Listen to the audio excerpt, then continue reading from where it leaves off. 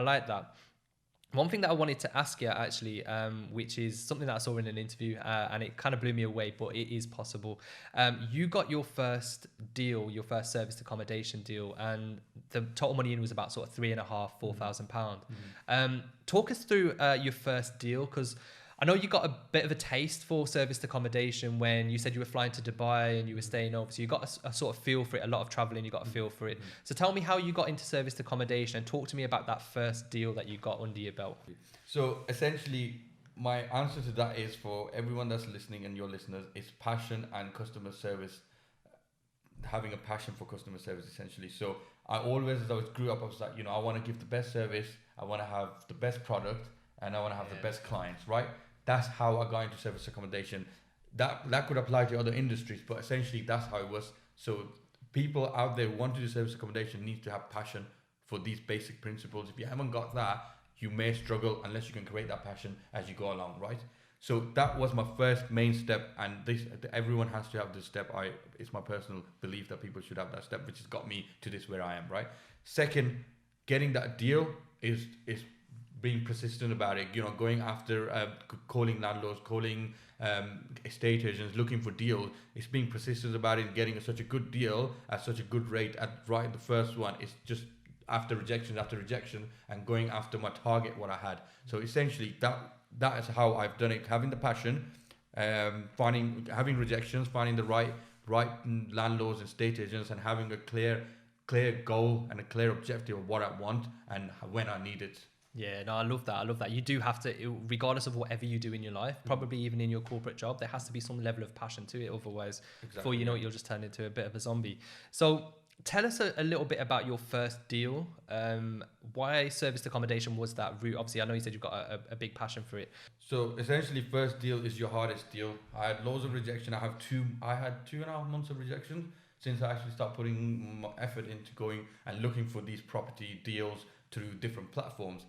The first deal is the hardest deal, and the rest of them just come one after another once you get the first one. And it's a lot to do with your confidence. It's like, the first one when you're walking into the apartment or a house, meeting that landlord, it's always difficult. So one of the things I did from start was, try and build that rapport whilst first on the phone, getting to know that person. When getting there, getting to know that person, even before I got into numbers or offered any rent or anything, I got to know that person. Again, same principle as I applied before, where in my life is to say, what do you do? What's your, how many years you have this property? Those basic questions to get to know that person, why they're renting this, how many other properties they have, just to get to know them, what do they do in their life.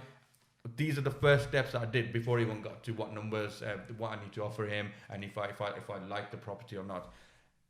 And then secondly, you do your numbers. You essentially want to do your numbers before you even get to viewings. Before you get to meeting the person. You do your numbers. So when you're there face to face, you've done your numbers. If you like the property, you can make the decision within whilst you're there, or within the 24 hours. So it's so in this game you have to be quick. There's a lot of competition. There's a lot of people around. If it's a good deal, it won't last very long. So making that deal and making sure I built that rapport up. It's easier to, once you have the rapport, it's easier to get those numbers that you want, essentially. So, rent reduction. So because I built that deal, built a rapport with him, I spoke to him on the phone before. Rent reduction was one of the things. So, I got a reduction of, I think it was £50 less than what I would have, what they were advertised for. Got it furnished, for example. So that kept my overheads down. Okay. So I managed to say, okay, look, can we have this painted to this standard, because we offer a fair 5-star service to our clients, so we're going to keep it in that way. There's some selling points that I use. Is that our selling point is, our USP is that we are selling a 5-star accommodation, or we are selling a high level accommodation. So you as a landlord, or you as the owner of the property, will always have it in this condition. So these things always help you get the deal. So doing that, making sure the furniture, as much as I can, was furnished by the landlord. This was one of my strategies. They have changed as I've gone along, but the first deal, I managed to get it furnished from the landlord, hence keeping my costs down for the first deal. Yeah, I've noticed something, that you're quite sort of diligent with your numbers. Like I've noticed, obviously, all the way through this, you're very much numbers orientated, because it's important, especially in business, as you can understand. I mean, in that scenario, you might not have had a massive pot of cash to start investing in, but you understood that, if I can get the apartment furnished, even if I can get the landlord to do a bit of work for me, this is a vision that I have. It needs to match that. But I don't have 10, 15, 20,000 pounds to just do it up the way that I wanted. I just need to get started and put things in place. That's amazing. And how many apartments have you got now? So we have 22, I think. I'm not sure of the exact number. You know, it's not been easy. It's not been an easy journey. You know, it's been tough.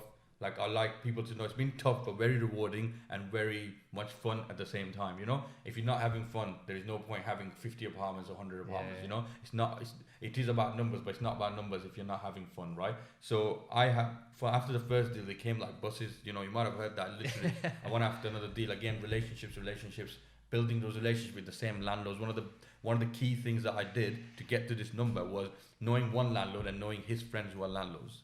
Right? Okay. This is a very basic thing people miss. People try and look for new business into new business avenues, right? You can get repeat business from the same person or his friends or family. You know, there are ways to go about it. Again, the ways are very simple. Build relationships. Nah, I love that. It just literally just everything just ties in. Like, a lot of your story makes sense. And when you're saying this and you're hearing it for the first time and you hear a bit of your background, in the sense that you've always been a networker, even in your early years without realizing it, you've done it throughout your job. You now do it with your landlords. And as you mentioned, once you provide a good service and build a good relationship with someone, that's a lot more than just business related.